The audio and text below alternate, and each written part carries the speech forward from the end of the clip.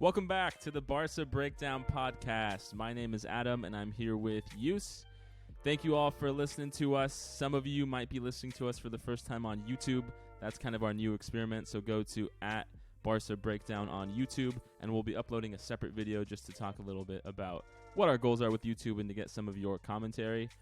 But let's get into the game, Yus. I mean, this 6-1 victory against Real Sociedad away, 5th place in the league, is literally exactly what we wanted, right? I feel like every game-ish for the last 2 to 4 weeks, we've been saying, this was the best game of the season. And that's a pretty good place to be, man, where, after every game we're seeing a continual patch of growth. I feel like back in some of the Valverde era, as we led up to those big devastating Champions League losses, we would be like, oh, we're doing really well. Then the next game we would have a drop of form. And it seems like there's a continuity of excellence that we're seeing in the last few weeks here under Koeman, under a new president. That's really got me jazzed up. I think you're totally onto something, because if you think about how we talked about playing a team like Real Sociedad, even in the last podcast and other podcasts, we knew this would be a hard game in general, and we came out today and we just dominated the game, truly, I think. And a 6-1 result is something that I think against this team, you said number 5 on the table, that's ridiculous. Koeman has really shown that he's creating space on the field and strategy that seems to be working, right? True. And we're holding our spot on the table. I mean, yeah, we're right up there against Atletico. They got a little bit lucky today with an Oblak save on a penalty in the 86th minute that could have got us a draw and could have got us I think only 2 points behind them in league. But overall, like you're saying, I mean, the 3-5-2 is working out really well. In previous seasons, if PK was out for so long, we'd be really worried. But it looks like our defense is getting stronger, especially since the debacle that was the first PSG game at the Camp Nou. So why don't we get into it? The Real Sociedad game. Yus, give us the lineup and kind of how that set you up for what you thought the game would be and how it would play out. Okay, so let's start in the back, right? Of course, Ter Stegen, Lenglet, De Jong, Mingueza. Okay, having PK out just to start, we have tended to see De Jong shift back, kind of bolstering our defense, which seems to have worked, right? We're less Swiss cheesy lately.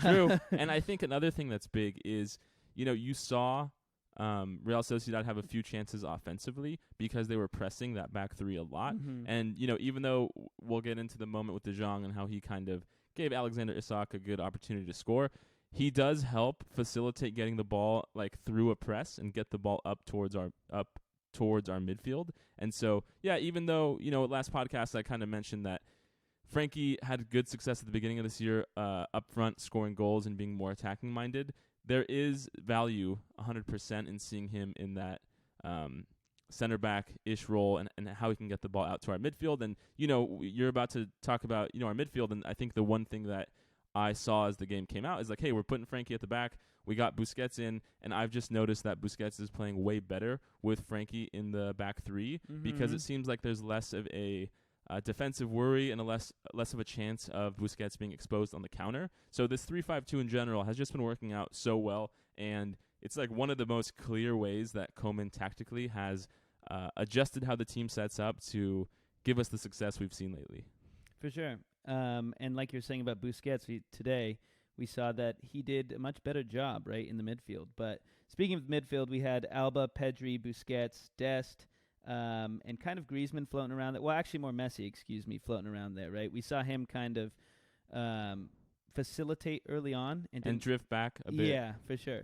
And, one thing that's interesting is just looking at that midfield where, Alba and Dest are in the midfield, but they're kind of playing as wingers as well. For sure. We went into the game early on, and even in that first 20 minutes saying, Dest is leaving a lot to be desired offensively. You especially said that, and, he proved us wrong in this game. So when I saw the lineup, I mean, Dest is definitely our best, what you would call a right back, right, or that winger, that role he's playing right now. And he, I thought he could produce more offensively, and I'm glad to see it. And, he's just been such a huge upgrade compared to Semedo or Roberto in the last few years where, a lot of our attack before really had to come from the left side between Alba and Messi specifically. And now that we have Dest opening up space and opening up attacks on the right side, it's really just given our team a lot more versatility so that the defense can't just wait for Alba to get the ball and then Alba to pass it to Messi. For sure. And also realize that, as we saw today, Messi and Dembele have been taking some attention towards the center and kind of leaving a little bit more space for Dest to operate, which is when he scored his first goal. And not to mention we had 2 goals from him, right? But I think the biggest thing here is that we had so much trouble opening up space under Valverde and Setien that this whole thing with Koeman is really opening up the field for us. I mean, today we just saw Alba going off, right? Yeah, Dest going off. And Dest going off. Busquets looking really good. I mean, I think of the 3-5-2 and I think of Koeman's evolution as a coach this season, and I just think that he's really just put all of our players in a place to succeed, which is just so refreshing. I mean, of course, there's always this issue, and part of why we're making YouTube content is that when we do these podcasts after every game, like if the game goes really well, you hear us being really, praising the team and praising the coach. And then if it goes worse, we have to take that back a little bit. But, I think with Koeman for the first time, we feel like we're seeing that gradual progression of the team getting better. And I think one of the great things like we're talking about in terms of like each player being ready to succeed is that, hey, Messi scored 2 goals and had an assist, right, which is a really good game. But when the score was 3-0, you mentioned a great point when we were watching. You were like, hey, what's incredible, man, is that we're finally seeing Barca dominate a game, and Messi isn't the sole reason we're winning, right? Of course, he had that initial pass to Alba for the first goal when Griezmann was able to score, but it wasn't like this was the Lionel Messi show and everyone was, scoring off his passes. There were other elements of our team that are being set up for success so that we don't only rely on Messi, which I think is just going to provide invaluable as Messi gets older and, has less of an ability to like carry the team week in, week out, right? I feel like, Messi's on, if he gets one more yellow card, he's going to have to miss a La Liga game. Finally, I feel like if he has to miss that game, we're not going to be worried because the lineup Koeman's choosing is giving us a lot of versatility. So why don't you go ahead and break down some of the goals and any of your thoughts about them? Okay, let's talk about the first goal, obviously. Griezmann scoring again. I am so happy that he scored because he started off this year or this 2021 season very well. And I feel like it kind of dipped down a bit. And now I wouldn't say he's back in form. I still don't think he's in form. He should be scoring more.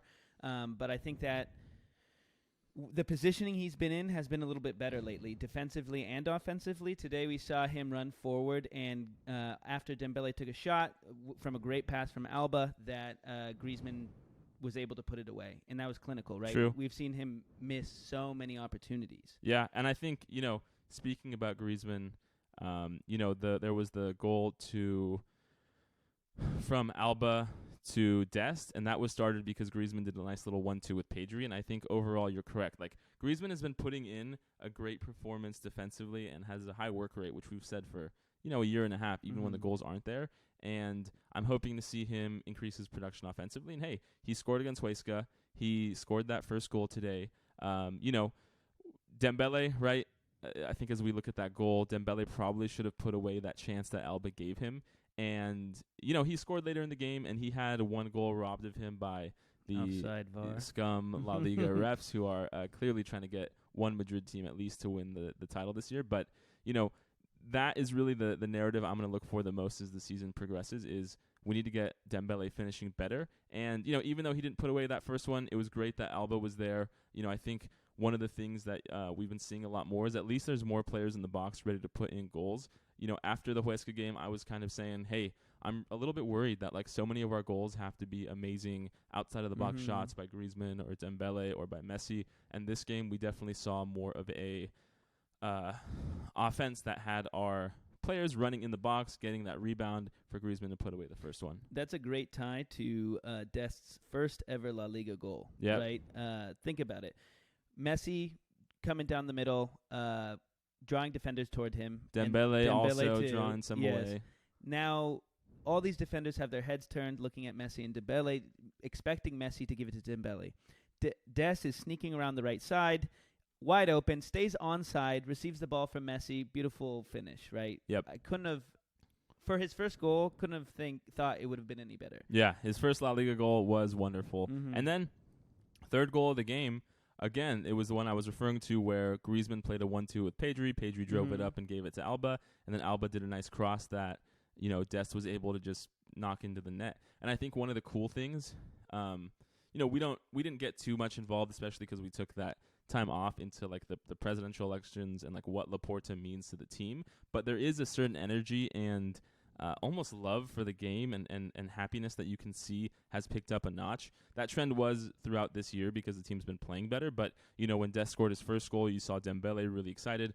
When Dest scored that second goal, if Dest wasn't there, Messi probably would have put it away. And yet you see Messi just overjoyed and hugging Dest. And so I'm really happy to see everyone so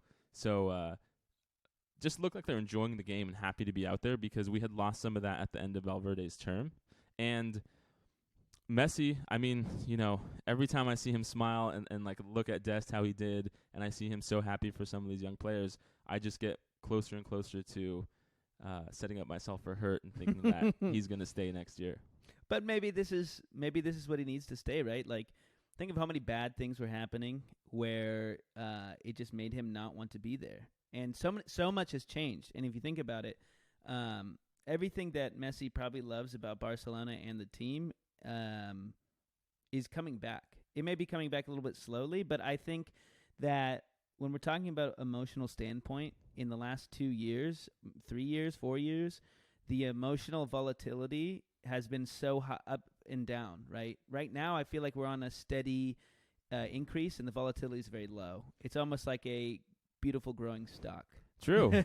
No, definitely. And I think, what speaks to that narrative that you're painting is that, we just lost in the Champions League like For sure. a week and a half ago, 2 weeks ago, which, we don't want to have a loser mentality and say it's okay that we went out, but given the context of this year, new coach, losing our second highest scorer last year in Suarez, and all the youth in terms of Pedri, Elish, some of the, Mingueza, some of these younger names coming in, it's a testament to how confident we all feel that, we just lost in the Champions League and we're not still here moping around like we did after Anfield or after Roma or after Bayern. And it just feels like a lot of high hopes for our futures as opposed to back then. Yeah, no, definitely. Yeah. I mean, we like Pedri, De Jong, Mingueza, a lot of these players, Elish, like they give me Dest, they give me so much more confidence than when like the supporting cast around that Messi, Alba, Busquets, PK, like that supporting cast before was like Gomes, right? It was, even though Paulinho was good, it was Paulinho, right? Yeah. It was Arturo Vidal, who I would have loved to have like 7 years ago, but he's filled his role. But none of those players gave me the feeling that like, hey, this is a player who's going to be here for like 5-10 years and grow and see our team improve steadily. They and now were not the foundation, which is the biggest problem. Yeah. Right? We didn't have a solid foundation, and every time, like you're talking about Vidal and Paulinho, we knew they were just there for a short time just to try to get some goals or try to get some even championships, Man, I loved Paulinho. He scored so many goals. Yeah, he had that one season, and he really helped us. I think that year we won Liga and Copa. And yeah, anyways, so going into the last few goals, like we discussed, so Messi's goal was, partially because of Busquets and how the 3-5-2 has let him feel more relaxed and play better. I think he's had a great 2021, even though I've been a big critic of him in the last 2 to 3 years. And, for Messi's goal, it was a really rare Messi goal.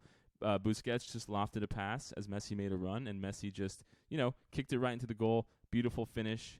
That's not a goal you see from Lionel Messi all the time, especially recently. I think, I saw some people on Twitter talking about, he's had a few with like Cesc or, goals in the early 2010s that happened. But, we haven't seen Messi score a goal like that in a while. And it's pretty refreshing to see Messi make a run as the player farthest up the pitch. Whereas, nowadays we see him a lot facilitating from a more midfield area. It's really good to see him make that run and Busquets to make that pass.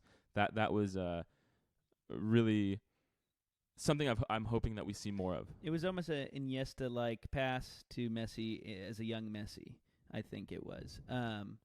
But that is something, I think, against some of these harder teams that may be coming up that we're fighting the title against, maybe Real Madrid or Atletico, that it'll be harder to see Messi pull something off like that. I would love to see it, though. Sure. But we also got to talk about in those kinds of opportunities that Messi had, and in some of the other goals that we saw, like you were talking about earlier with Alba making some passes to Pedri, I believe, and then creating that little triangle with it was Messi, Pedri, and Alba. That is something I feel like we had lost because it also creates space inside the box, and a lot of times we're missing that. And we saw that on the 6th goal, right?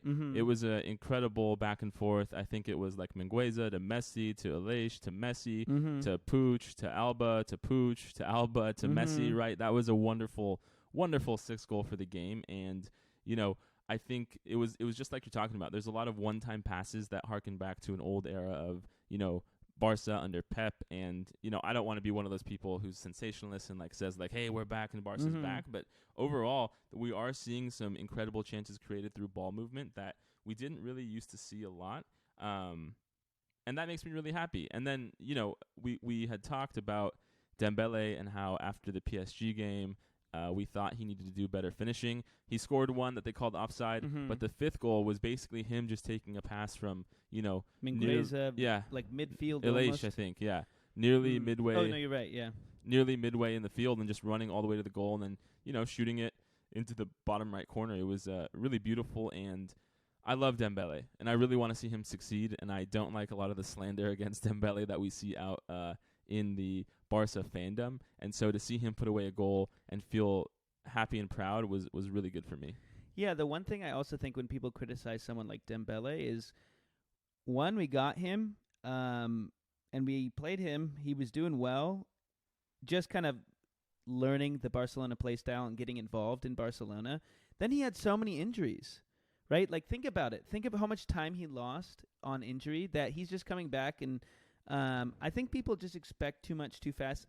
Granted, he cost a lot of money. Yes, granted, he cost over 150 million. Yep, something like that. Yeah. Of course, you pay someone or pay for someone that much that you expect someone to put out that much. But I mean, I think it's mental and physical, right? You're coming back from some of these injuries, and you're coming back from the fact that this could have messed up your career. Or, if you don't take this seriously, that something could go wrong. That it can get to your head. But I think he's done a great job with a lot of opportunities in the last few games, creating space, making some amazing runs, receiving the ball forward. Unfortunately, like you're saying, the offsides. Yeah. I don't think that was offside. No. Okay, come on. I mean, the same thing with that Huesca penalty right before halftime last week. It just seems like a lot of calls are a little bit BS, and I'm not very happy. Although, as I mentioned earlier, right, earlier in the day, Atletico Madrid was playing against Alaves, and, there was a red card and penalty given in, the 86th minute for Alaves that was pretty, he elbowed the guy in the face, but, I could see how it would be a little bit harsh to give a penalty and a red right there. And so, overall, I think we're talking about a bigger issue of VAR and refs than we're talking about, a totally anti-Barca. Sure. But it's fun for us to say that, and you guys know, as much as we try to give some good analysis of the games, we're Barca homers over here, and we're always going to say that. And I think, what's so interesting is if you take a step back and look at the team and how we're so excited about all of the different parts of the team who are coming together and playing the best, Messi has 19 goals and 8 assists in 2021, which is just insane. That's a pace which over the last few seasons, he's been obviously Lionel Messi. He's been the best player in the world, but he's on some production levels right now that are up there with some of his best play in the last few years. And I think it's great to see everyone else perform so well, and it's so cool to see how whereas Messi carried us before when our team was playing so poorly as a whole, when our team is playing well, it just opens up so many lanes for Messi to create and to score himself, and I'm really happy to see him, lighten it up at the end of this year. And as we go into the Copa America in the summer, it's going to be exciting to see Messi hopefully win with Argentina, but I've been down that road of too many times. But like you're saying, with Messi and how many goals he has this season, it's kind of crazy how many goals we scored, and Messi has a great chunk of them. But like, think of how many players have touched the ball and put the ball in the back of the net. I think the number is 18 in La Liga this year. 18 different players for Barca have scored. That's crazy. Yeah, it actually ties our record, which I think was last year or the year before. And so it's a tremendous amount of scores. And some of these players, like we're talking about Dest, Mingueza. Mingueza, right? Like all these new faces, all these young, great talent that we want to see score goals. I mean, in a sense, like, do I think Mingueza should be scoring like a bunch of goals? No. But at the same time, like, having those players do that boosts morale, and like sharing a good quote of mine from Lord of the Rings is to share the load. And in this case, like, I think sharing the load is only creating a much more cohesive team, right? I think there's almost like a game mode that these players get into in a game like this, especially when everything's just flowing and going right, that needs to become more natural between the players, right? The more time these players sit on the field together, pass the ball, kind of feel each other out and understand like what these players are going to do, right? Like, how many times have we seen Dembele break away? And if Messi or Busquets knows that he's going to do that, how many more times are we going to see some of these passes just going to be perfectly placed, right? Yeah. They anticipate that. And I think that a lot of the times in the past, when we didn't have those kinds of things, we were just expecting Messi to create them. Sure. And now we have so many more tools to make it happen. And again, I'm going to be saying every episode that Koeman should stay on for another season. And, without speaking too much on it, again, because we covered it last pod, like, dude, he came to Barca after we had been humiliated by Bayern, right, 8-2. And we had lost, of course, all the devastating losses before that in the Champions League, when he didn't get all the signings he wanted in the summer, when Messi had asked to leave, and Koeman came on and has the team playing like this. It's really just a testament to his ability and his love for Barca. And, I'm excited to see how it goes when he has a full offseason to get the players he wants and can, create the team in the image that he wants. Because what he's doing now with the team that, is kind of a hodgepodge of old players versus the new younger players, and then you throw into the mix some of the players he values out in the transfer market.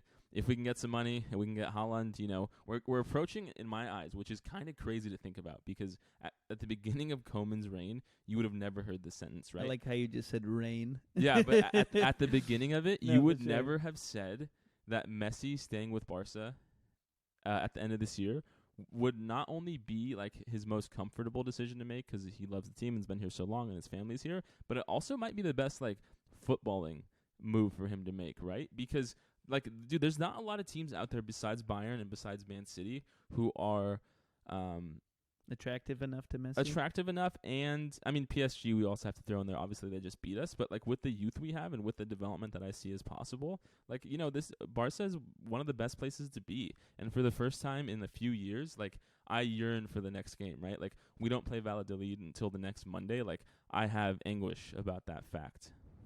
But that you're sad. Yeah, of course. Yeah, that I can't watch Barca play sooner, right? Okay, are there any other last thoughts you have about this game? Yeah, let's talk about just our quick top 3 performances, Adam. I just want to get in who out of all the great play of today. Sure. Who would you point and say, like, this person is someone that really changed the game? Top 3. I think you have to say Dest, Alba, and Busquets.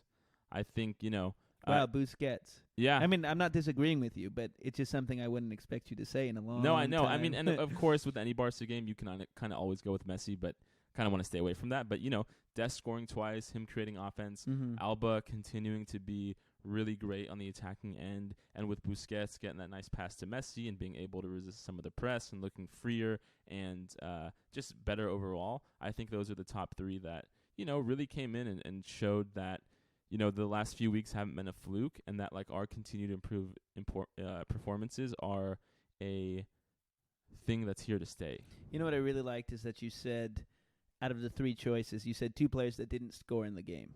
And that's huge. And I think that's part of the narrative that we're trying to build in this podcast right now, is that things are changing. They're not going to change overnight, but things are we're seeing things that we, didn't see for a while. And it's wonderful. I love it. and I would agree with you on all three accounts. Is there another person that I think? Bam. Is there another person I think would have replaced one of those? No, I think if you're just talking about this game, those three players changed the game. They're responsible for 6-1. To be honest, unfortunately, the one was in there, but yeah, I mean, it was a breakaway that they were bound to score just because it looked like the team kind of let up the gas a little bit.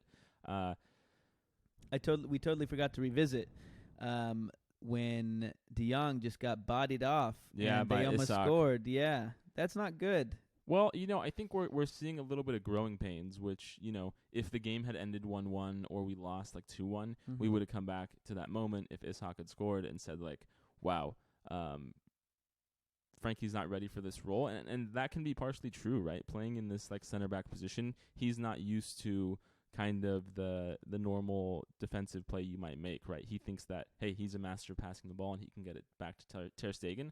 Whereas, if PK was there and he was the one on that challenge, he would have kicked the ball out. For sure. And gave them better safe than sorry. Exactly. Yeah. And so, that's just a skill he has to kind of refine, and hopefully we'll see him perform better at the role, even though, he's been doing a good job so far. I agree. Looking forward, we're looking at the table. We're still 4 points behind Atleti after their victory today against Alaves. Unfortunate that Suarez, the man we traded, scored for them and secured those 3 points, but